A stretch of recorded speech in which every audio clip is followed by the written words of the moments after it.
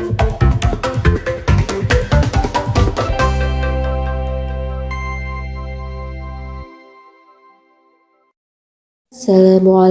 warahmatullahi wabarakatuh.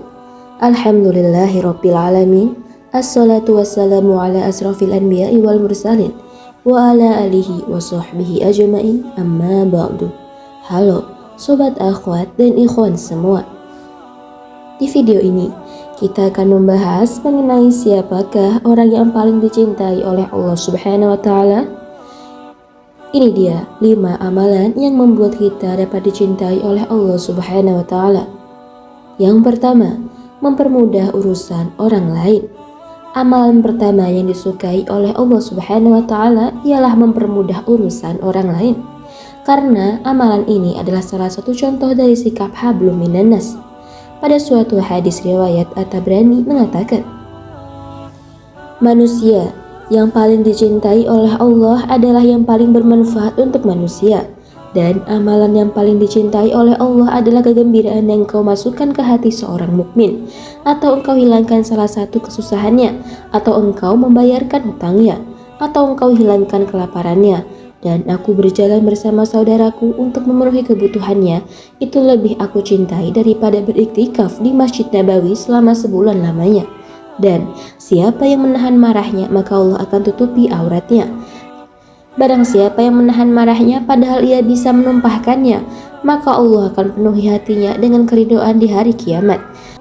Dan barang siapa berjalan bersama saudaranya sampai ia memenuhi kebutuhannya, maka Allah akan mengokohkan kedua kakinya di hari ketika banyak laki-laki terpeleset ke api neraka.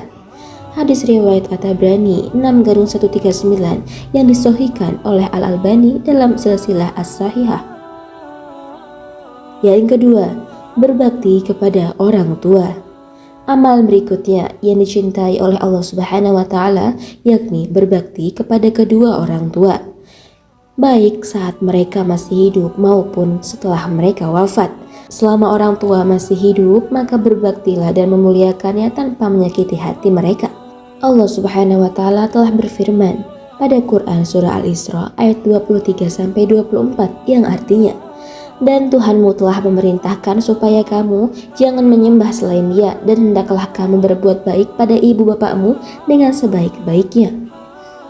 Yang ketiga, menjadi orang yang bermanfaat.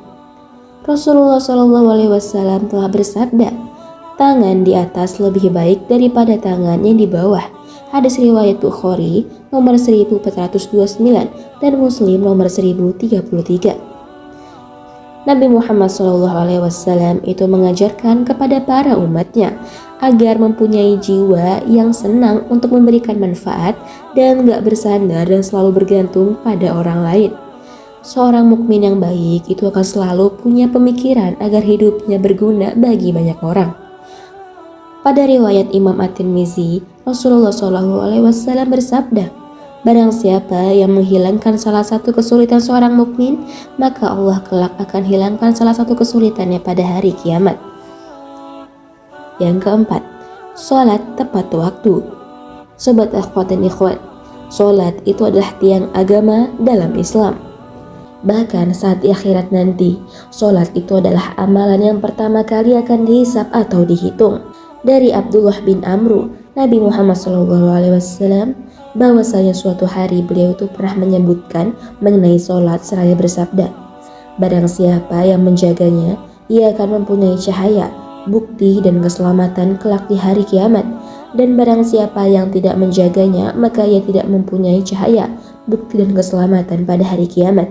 Dan ia akan tinggal bersama Qarun, Fir'aun, Haman, dan Ubay bin Khalaf. Hadis riwayat Ahmad nomor 6288. Yang kelima, yaitu bersedekah.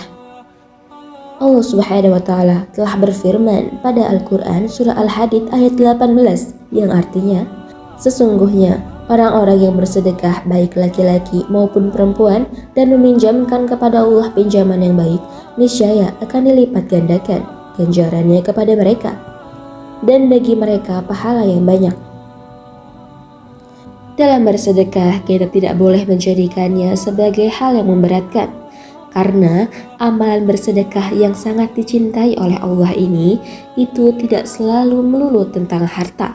Karena kita juga bisa bersedekah secara ikhlas saat berusaha membantu orang lain. Itu tadi adalah 5 amalan yang membuat kita dapat dicintai oleh Allah Subhanahu wa Ta'ala. Sekian dari saya, semoga video ini dapat bermanfaat untuk kita semua. Wassalamualaikum warahmatullahi wabarakatuh.